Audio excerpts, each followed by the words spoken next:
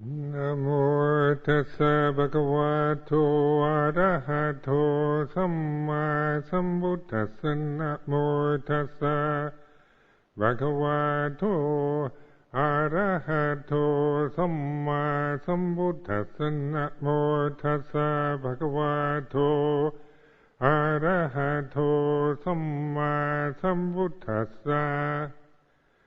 Aparuta de sangamata satavara ye sodavanta bamunjantu sadang.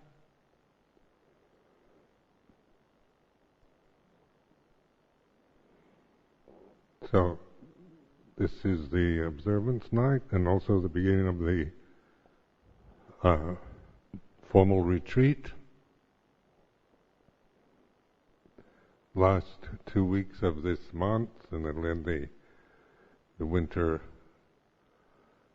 3-month winter retreat. And of course, there's all the people that have participated in making this possible, the lay support group and the monks and nuns that have taken on administrative or duties during this retreat, greatly appreciated. And the back in the sala now, all freshly painted, clean, with brand new kitchen, and all of that these are very much appreciated by all of us. The alms mendicant life has this kind of magic to it, of support and of blessings that come to us.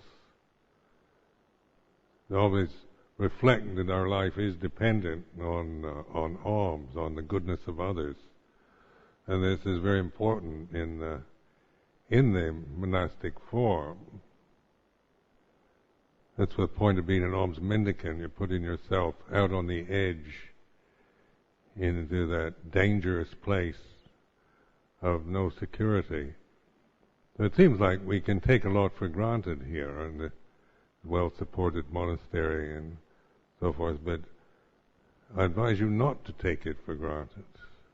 Don't think you deserve it or that anyone should offer you food at any time whatsoever.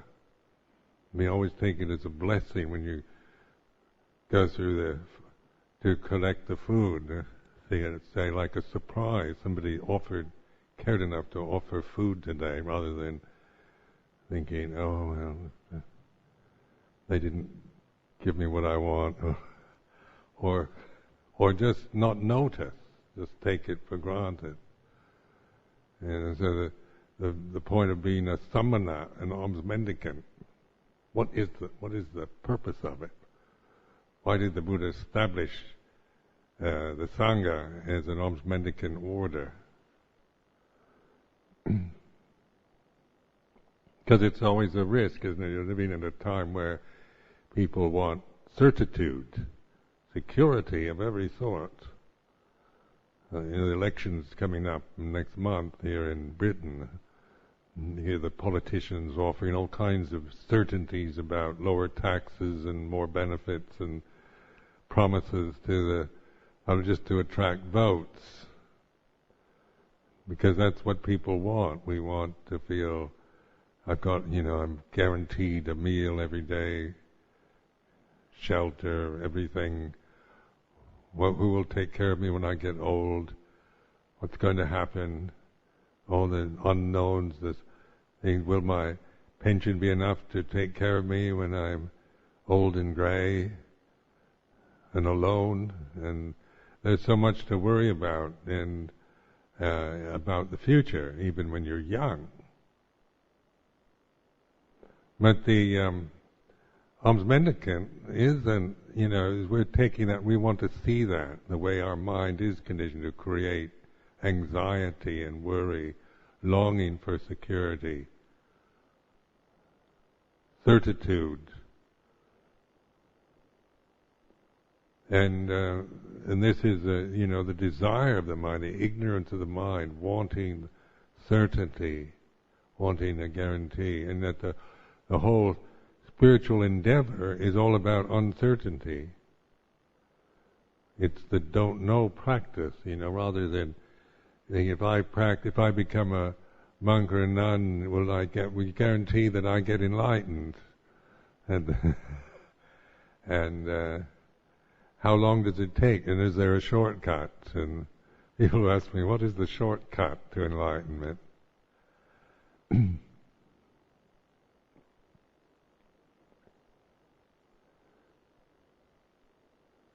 I remember back before I became one, when I was in Berkeley, the LSD scene was starting in Haight-Ashbury in San Francisco.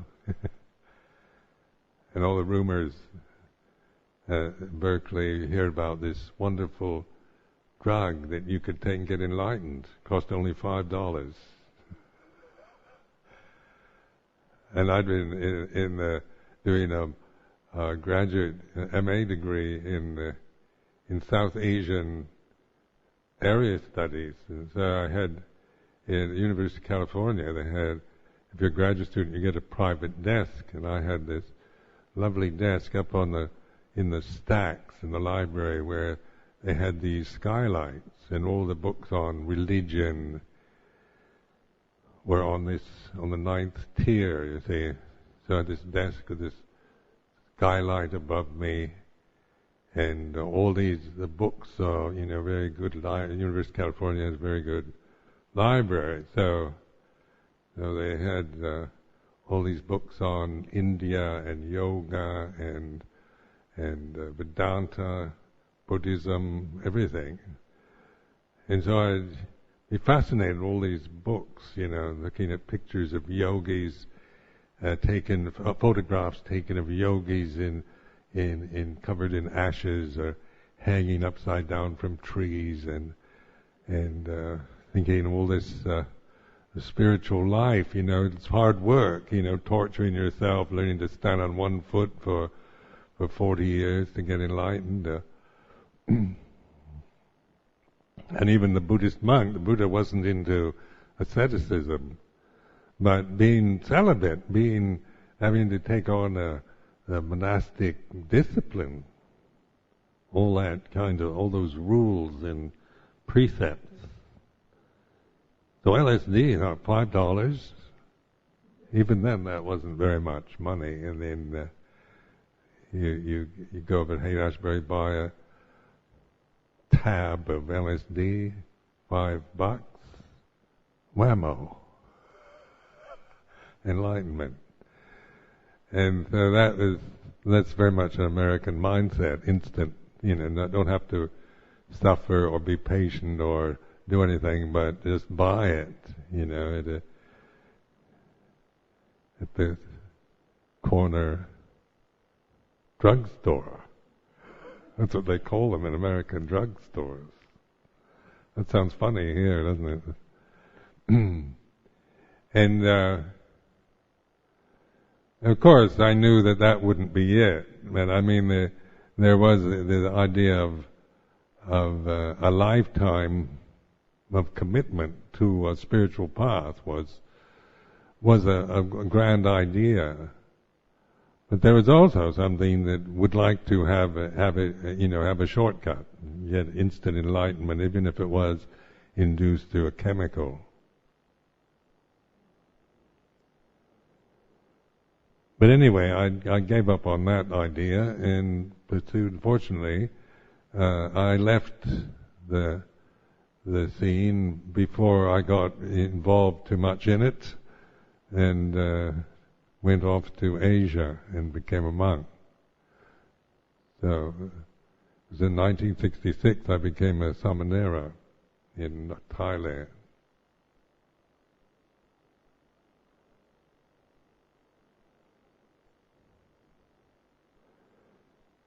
But the thing that impressed me, being like a foreigner in Thailand, was something that I never took it for granted. I never felt that I was quite when I first went there, I didn't even know if they'd accept me. What would Thai Buddhists, would they want to accept a foreigner in a monastery?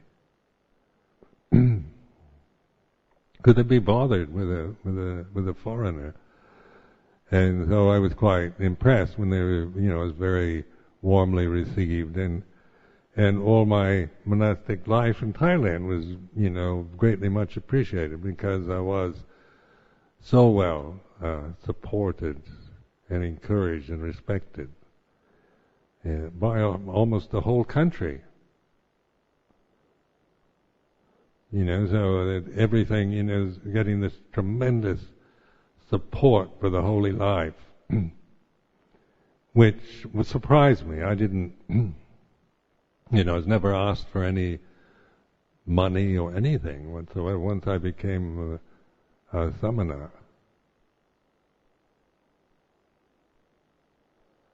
So it was all, this tremendous generosity directed towards me, towards this foreign creature, to support the practice of the holy life. And so this always I felt gratitude for.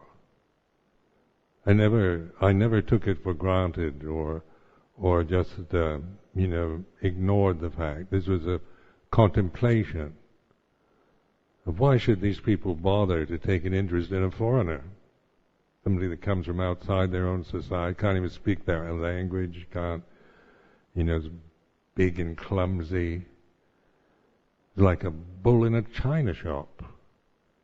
The Thai monastery, everybody moves kind of like liquid, and this uncoordinated big American gawky monk.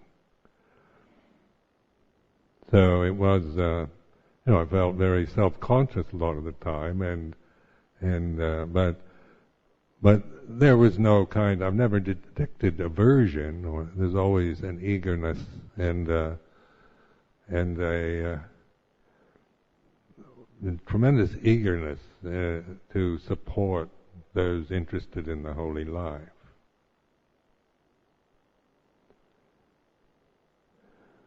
Well, making that a reflection brought forth in me a lot of gratitude, because I wasn't expecting it, or didn't demand it or expect it at all, but it would just happen like that. So in the life of a samana, based on alms, and here in England also, the support and that we get here is incredible. All because there's this tremendous willingness to give us every opportunity for enlightenment. Now, most of your parents don't even want you to be enlightened, do they? They'd rather you were ignorant and not a monk or a nun.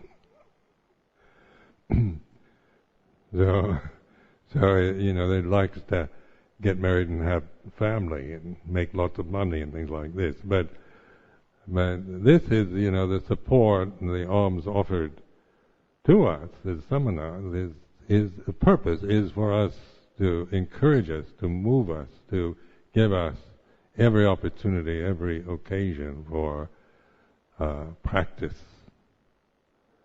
developing, reflecting, understanding, insight into the truth or the Dhamma.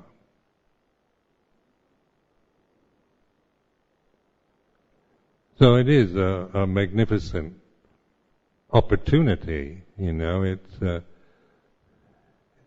it's rare, that people have such an opportunity at this time, especially in the Western world, where Buddhist monasteries are few. So by reflecting in this way, it's always motivated me never to take the life for granted or to misuse it, but to really, by reflecting this way, it gives me that motivation, that determination to keep going. Because in anything you do in life, whether you're a samana or a layperson or whatever, the emotional world of our personalities, our individual karmas, are pretty fraught. They go up and down, and you go through, inspiration and disillusionment and happiness and suffering, success and failure. Same thing happens in the monastic life. It can be inspired, it can get really boring, you can become disillusioned, fed up, and with yourself, with the community, with Buddhism, whatever you attach to, and whatever you find that inspires you will eventually take you to the other side, to disillusionment. Inspiration is a great gift, something that really, gives us that momentum, a sudden faith or sudden real interest in something that will get us motivated to move, to commit, to do something.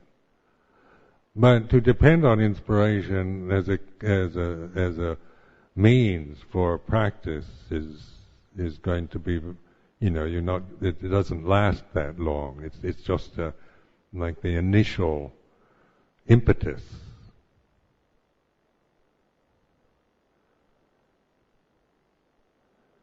So we have to develop something beyond inspiration, which is wisdom. Developing insight, wisdom, by examining, reflecting on the way things are. Not on inspiration. Inspiration is based more on the ideal world of attaining, achieving, becoming, and based on, if you want to get inspired, you have to use superlative terms. You have to talk in hyperbole and about ultimate things, about ultimate love and freedom and all the best and purity and goodness.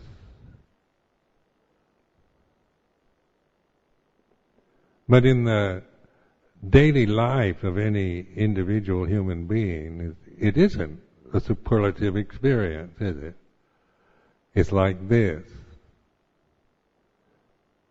There's moments where one feels inspired, and then one can be upset, or the weather might turn cold, and we feel depressed, or we feel frustrated.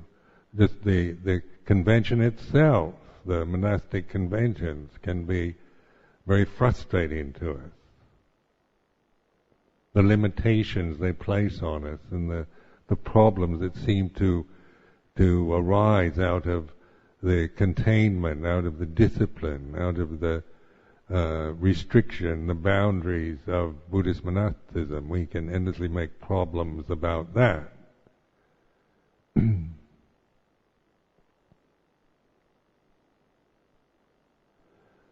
But the aim of it all is not to just kind of passively surrender and just kind of go along with everything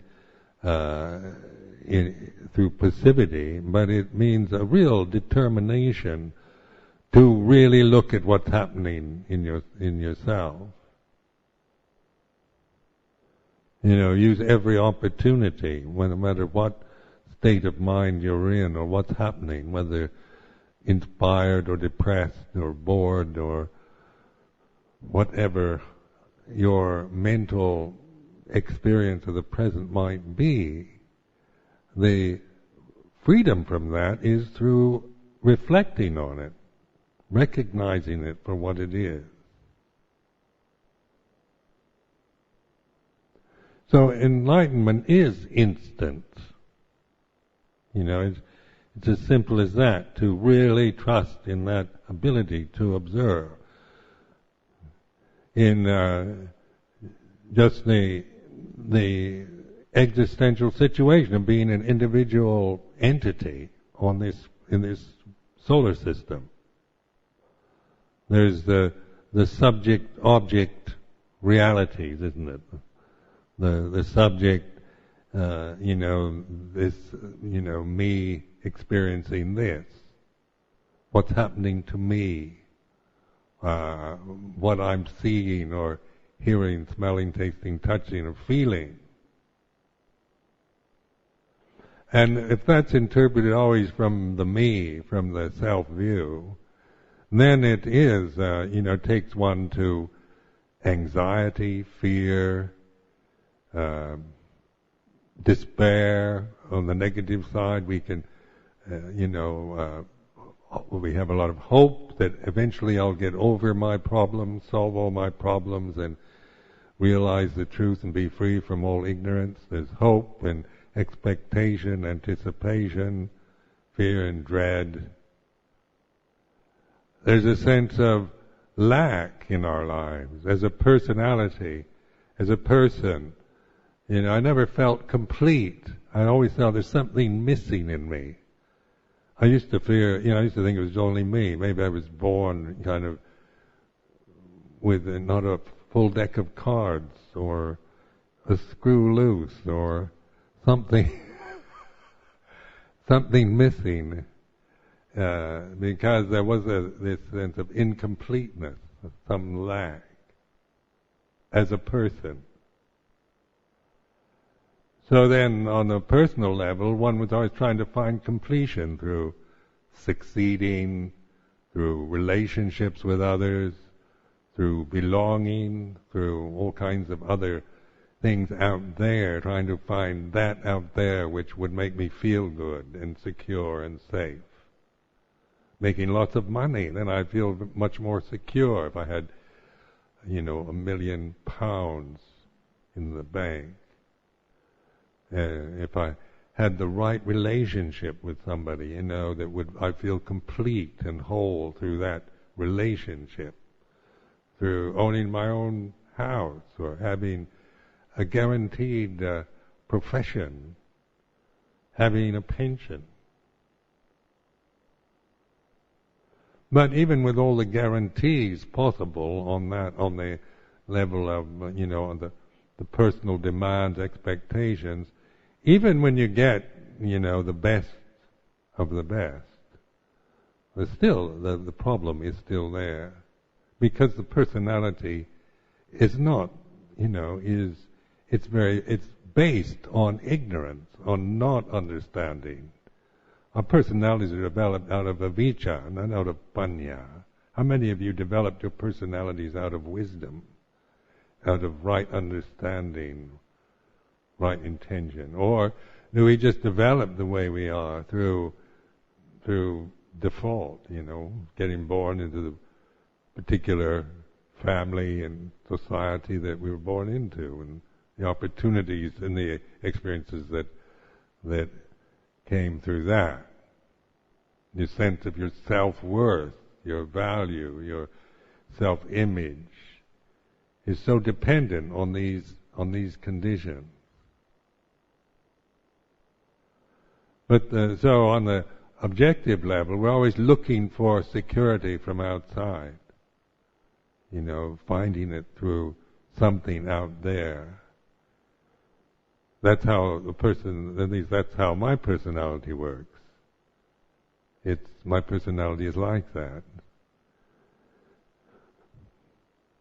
But there's something beyond the personality. Is the personality the subject of this moment? Me, Ajahn Sumedho, as a person, is my personality the real subject? Or what is the real subject right now at this very moment? The real subjective reality.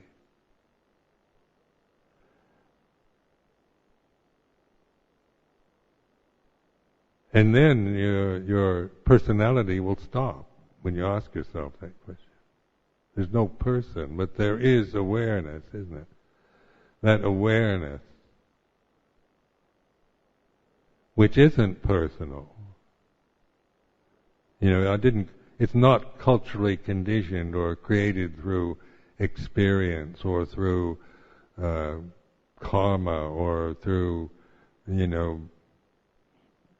good success or failure. And that pure awareness then is the ability, when we recognize and value that pure awareness, the pure reflective ability, awakened attention here and now, before my personality comes into the act.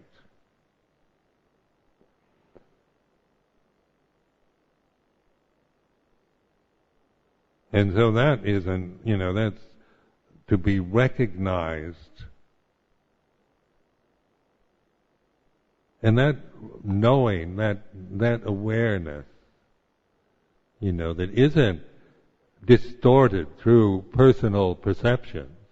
Immediately I get into what I like as a person, what I don't like, what I think should be or shouldn't be, and good, bad, right, and wrong.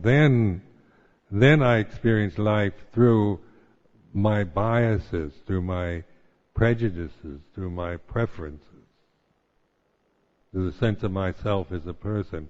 But if I really trust in the awareness, there's no person there, but it's certainly intelligent.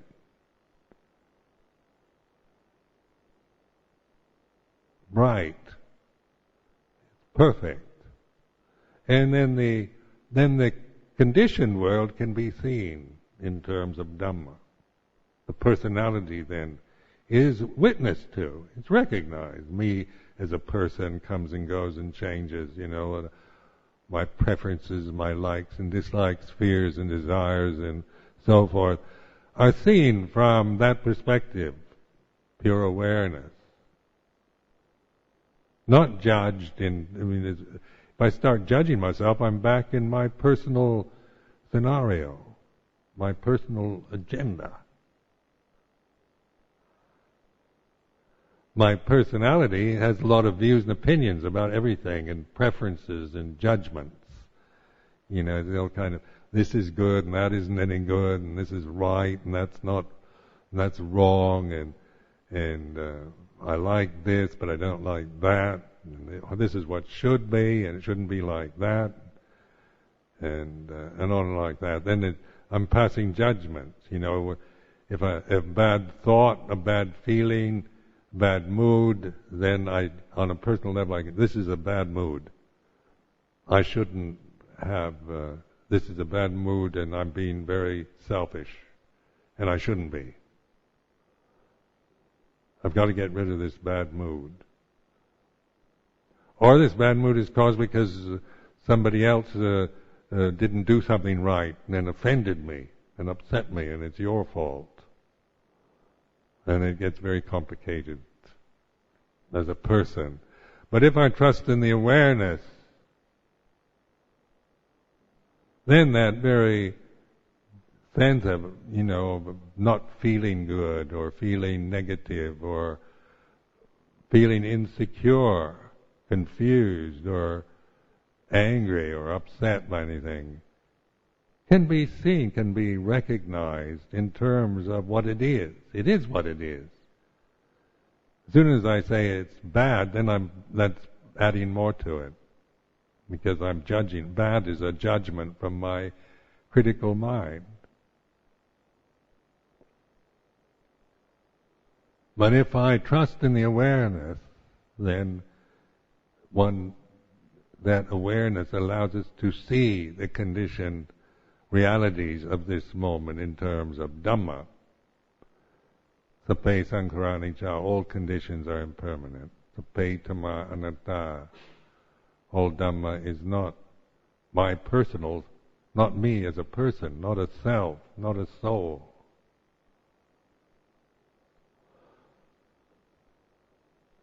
So the Buddha was pointing at this reality, this awakened attentiveness, paying attention, and getting beyond the critical faculty, which is based on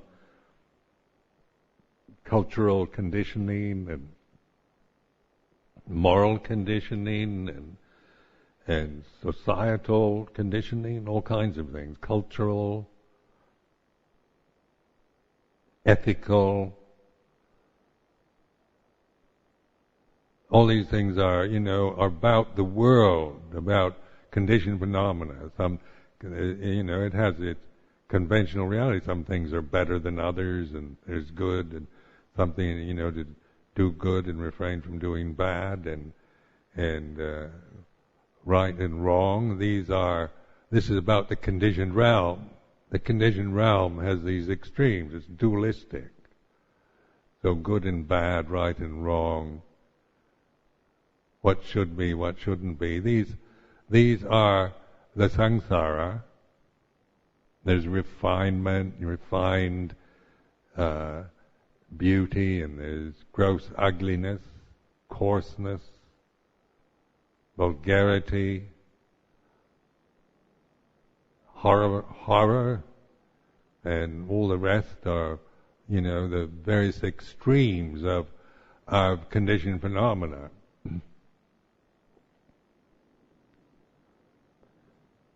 But to not be caught in that realm, if we're just caught in trying to sort out the conditioned world, we're going to be disappointed, because it's for me to try to rearrange it all so it's what I like and what I think should be is an impossibility. I can't do that.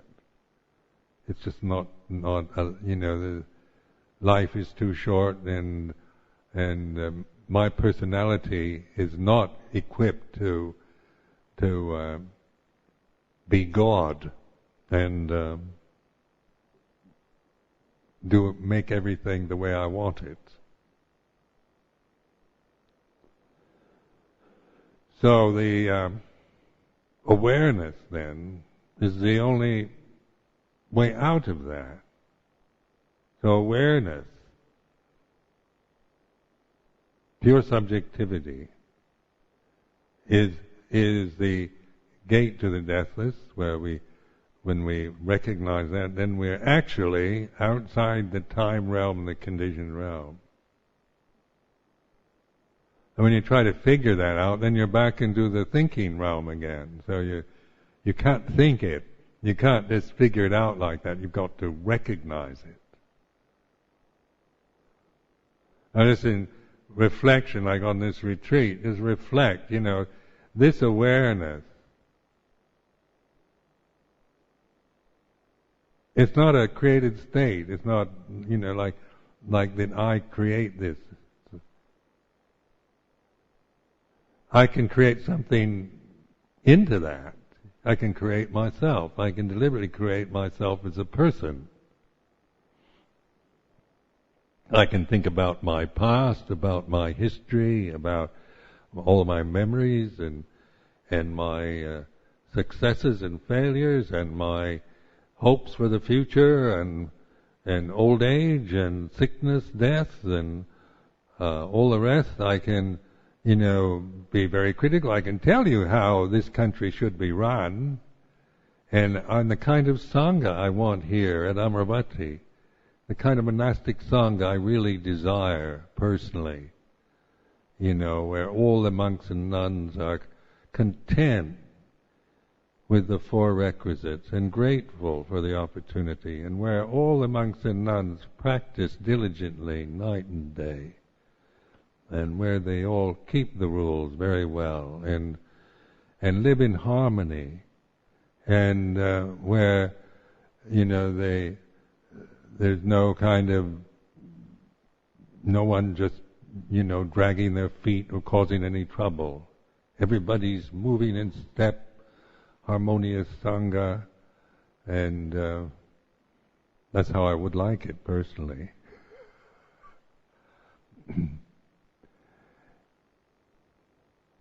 As an ideal sangha, isn't it? An ideal of ideal monks, ideal nuns, ideal lay people, ideal monastery.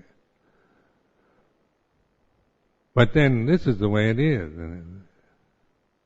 Not an ideal. It's like this. And so the realities of here and now, the ideal monk and nun is not. None of us are ideal monks or nuns. There's not one of us, including myself, that is an ideal monk or nun. but we are what we are. So it's when we live in a world of ideals, then we can only be dissatisfied and frustrated. But if we trust in awareness of this moment, then the fears and desires and the obsessions of the mind, the energies of the body, greed, hatred, and delusion, fear, desire, the powers that affect us from the universe, the sun and the moon, the stars, the weather, the seasons, the day, the night, all this is seen from awareness rather than from preference, personal preference.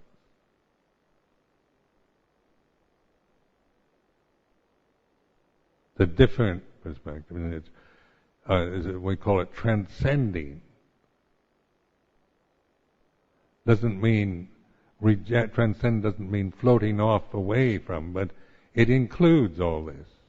Awareness brings us into this relationship to the conditioned realm, not on a personal level anymore, but through wisdom, through understanding it, through just recognizing all conditioned phenomena as like this.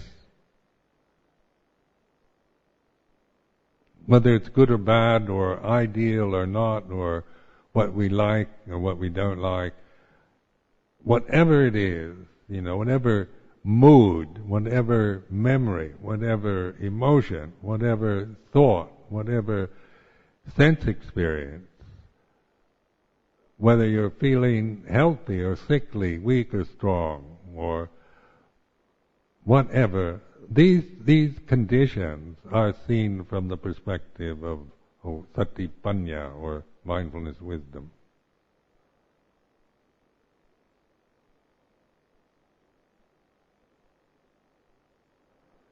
So then, just by exploring that, the pure subject,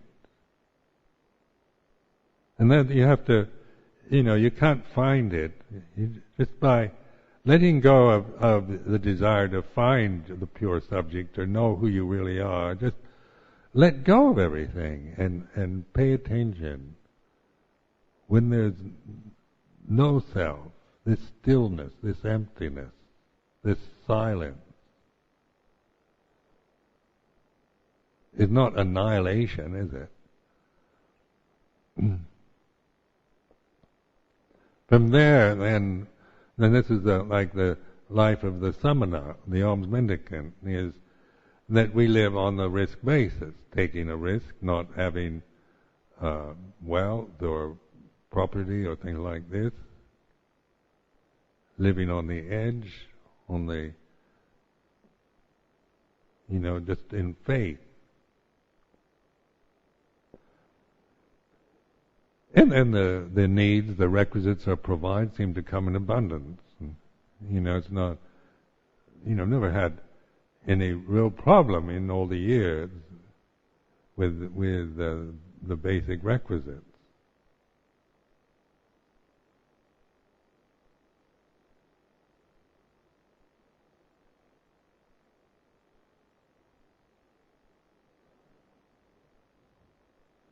So, the monastic form it's an ancient form. It's something to really respect about yourself. This is willing to take on this life within this risk, this unknown, this depending on the goodness of others, on the kindness, the generosity of others. It goes against our whole conditioning. And my conditioning was the total opposite of this. Was to be independent. I can take care of myself. I don't need others, because I've got the wits and the ability to just take care of myself. be free from needing others. I don't want to need or be dependent. It's disgraceful, isn't it, to be dependent on somebody else? Assert yourself. Independence, freedom was very much the attitude of my generation, the idealism. And then the monastic life, here I find myself dependent. But that dependency is not because of inability to take care of myself. It's chosen, isn't it? I've chosen to live in this way out of faith and recognizing the potential of this, for developing what I really want, what I'm really determined to understand and realize in this lifespan of this body. And so there's strong determination, to do that, and not to let anything take me over, not to be overwhelmed by the particular things that I experience. Now that takes strong determination, because to use everything, the praise you get, the blame you get, the successes, failures, the good times, the bad times, when everything's going well, when everything's falling apart. So like when people disrobe and things like that, isn't it?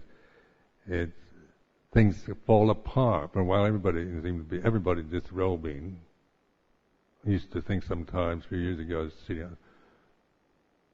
probably come in morning puja and there'll be nobody there but me. What will I do then?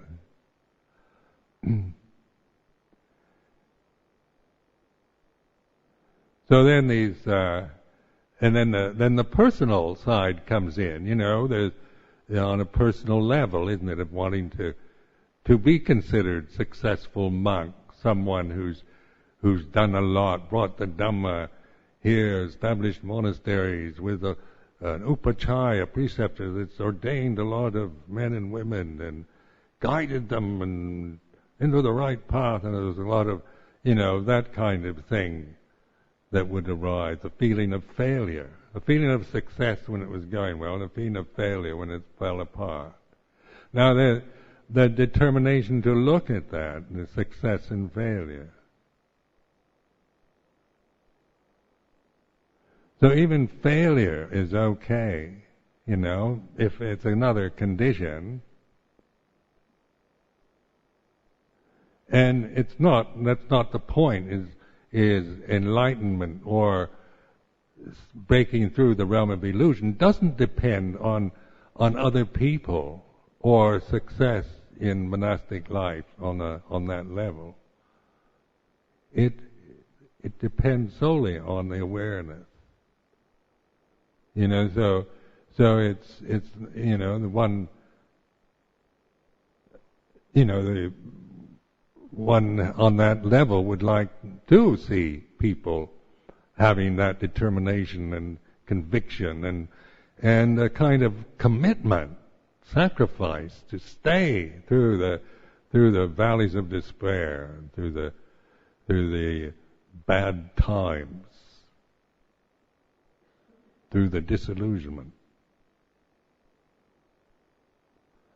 But one can only point to it. One can't, it's not a prison, but it's only that we have. One's free to join or separate accordingly, because it's not something that can be forced, is it? It has to come from within you, a kind of really strong determinedness to not let the conditioned realm overwhelm you. So one needs to really know the conditioned realm, really study it. And that's what like Vipassana is all about, really studying and noticing, is there any condition, no matter how subtle, refined, evanescent, or how solid and coarse and whatever time span it has, whether it's brief or long, the witnessing to the anicca of conditioned phenomena. That which is aware of anicca, isn't it? That which is the awareness isn't anicca. Anicca arises and ceases, comes and goes.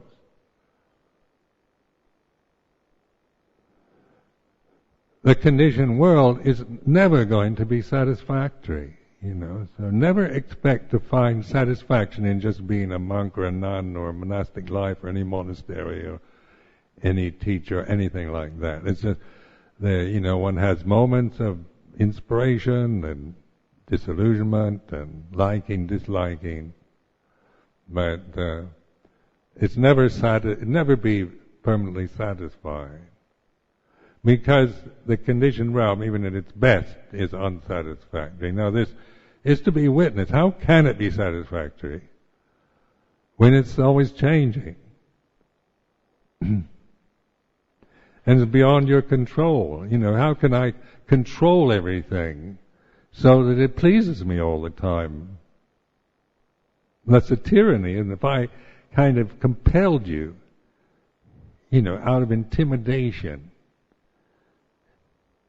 to just live your life to please me, make me feel safe and secure like a successful monk, a great teacher, meditation master. Your duty here is to live your life for my benefit. That'd be a tyranny, wouldn't it? I'd become a tyrant. Eventually I'd end up like all tyrants, hanging on the end of a rope maybe.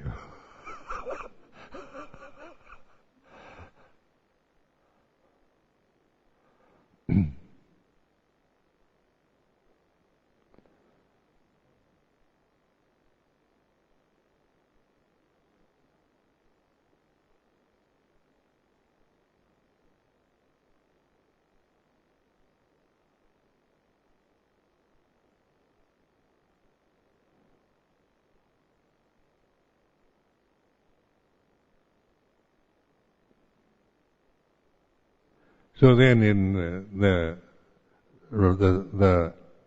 ambience of the samana life is a contentment and gratitude rather than idealism.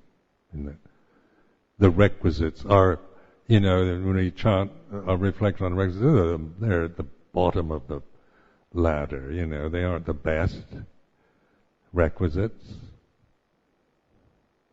So I want the highest quality material for my robes and the best food. It's some whatever there, alms food, cloth that's given, and so forth. So that the contentment comes through. Doesn't mean that you try to make yourself content. That's some kind of ideal that you should be content if you're a samana. But to be aware of discontentment, of feeling discontented, of not, when you look at the food, what goes through your mind, of not as a criticism, but just recognizing. Not that I should be content with this food and then try to make yourself act content. That's not reflecting or using that samana sanya with wisdom. It's merely trying to fool yourself again, so you start thinking you're content, which is another delusion. But it comes through recognizing discontent and attachment to discontentedness, of feeling, and feeling discontented with the place you're living in, or the the robe you're wearing, or the food you're eating, or the medicine that's available. The kind of grumbling, discontented, wanting better. These are from this position of pure subjectivity, awareness. Be witnessing this discontentment, and by recognizing it as conditioned phenomena, arising, ceasing. So it's not trying to make you, intimidate you and make you feel bad about being discontented, but it's giving something to reflect from, not to try to become a contented person, because as a person you'll never be contented personally, but contentment comes through letting go of discontentment. And to let go of discontentment, you have to know what discontentment is. You have to recognize it. And the gratitude, isn't it? These contentment, gratitude are a tremendous foundation for meditation. And that's what, when I living with Luang Por Chah, I realized that's what the whole point of the monastic life was, developing a very strong foundation for reflection. If I'm just always discontented and trying to get something or control something, it's really hard to develop meditation in any serious way. It just makes you more manipulative, discontented, unless you can kind of control a situation the way you want it, or, you just struggle all the time.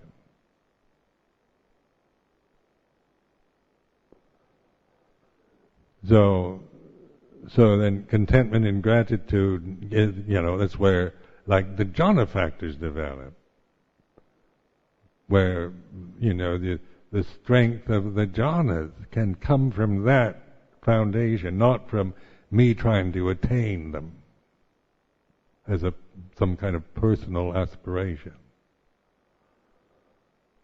They naturally come from contentment and gratitude, from here and now, from being at ease with this moment, so that the joy of the life, the goodness of the life is recognized.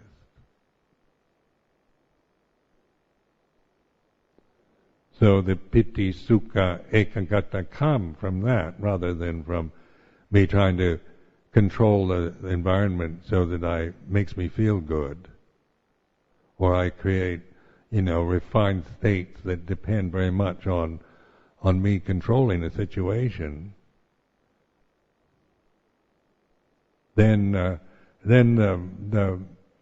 vipassana, the satipatthana, the four foundations of mindfulness, that way of reflecting on the nature of things, the way things really are, the way it is,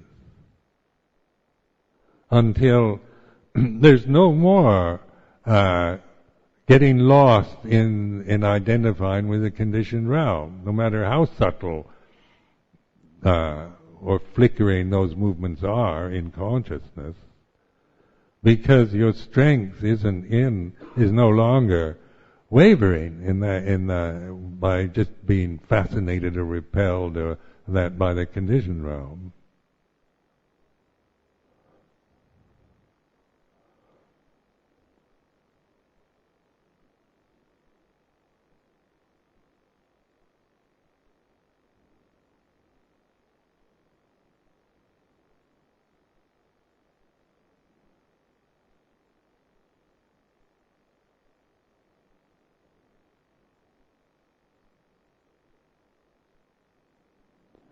Seeing ingratitude, saying you should be grateful for all this is very intimidating. If I say you should be grateful, because that sounds too personal, like you're somebody, a person that should be grateful for something. But gratitude comes quite naturally when you reflect on the way it is, on the goodness of the life that we're living,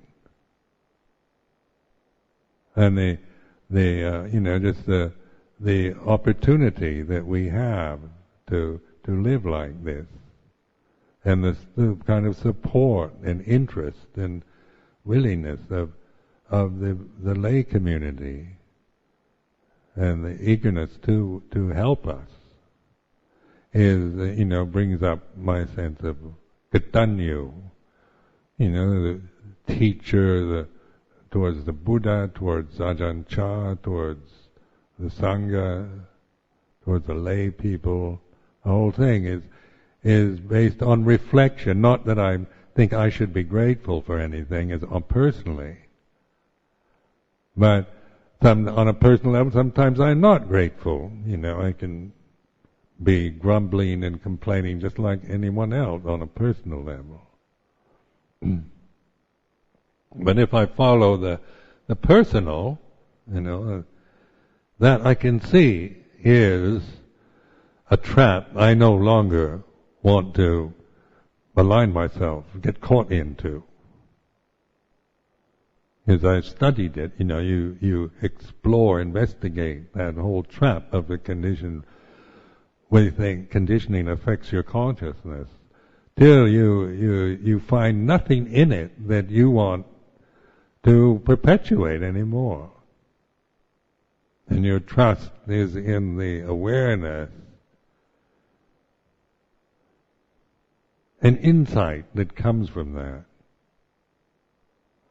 Because awareness is not a passive state, it's a very attentive, alert state, discerning, intelligent, but it's not mine as a person.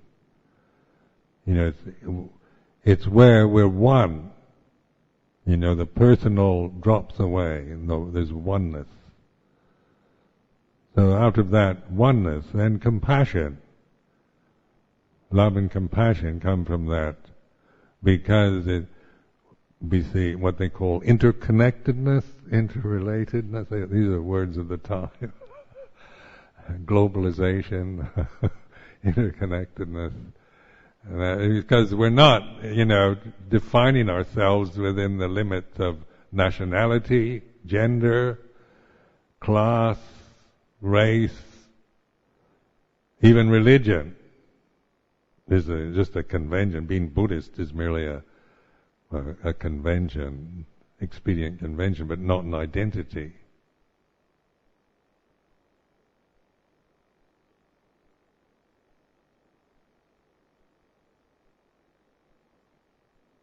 So during this retreat, the last 2 weeks, it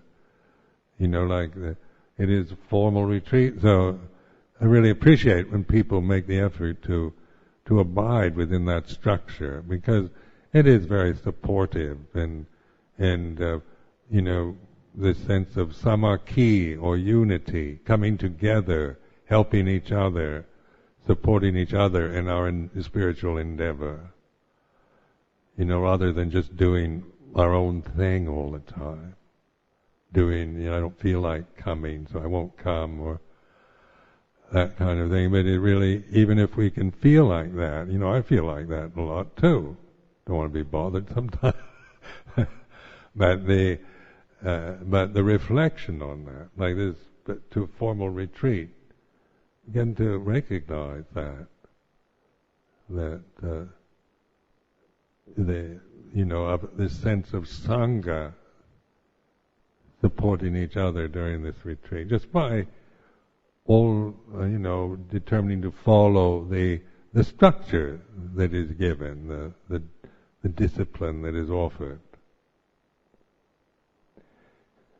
and then our own tendencies to not want to do it or be, those are things to be recognized. So the determination, say, to follow, to be a participating member of this retreat in its formal aspect, make that a determination, and then to be aware of the resistance or feelings one has, pro or con, in regards to it. So that as a Sangha, they have our oneness then is in the awareness, not in our position, but in the awareness. And that awareness then is the unitive reality.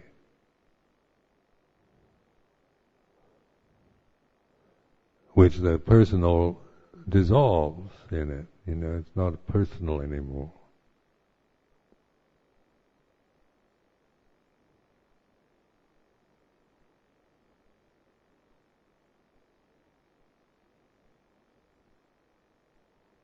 Then after the retreat, the formal retreat, then really, then things start changing. Recognize that, the contrast when the formalities, the designated conventions are no longer applicable. And then I'll be going to Chithurst to stay for a year, and things like this. The separation, coming together, these are part of the flow of life, but and so it's not to see how that affects, to see how it affects you, the separation, people coming, people going, things changing. Just the awareness around the way it is enough. It's all that's necessary for liberation. And how it affects you, whatever way it is. And, so because each one of us has our karmic predicament. Why aren't you all like me? Why can't you be all like me? I used to wonder that. Why are people so different? And the only decent explanation, acceptable explanation, is the karma, isn't it? Each one of us has our karma to live with, the way we are, the way the things affect this consciousness through this form is not going to be the same for everyone.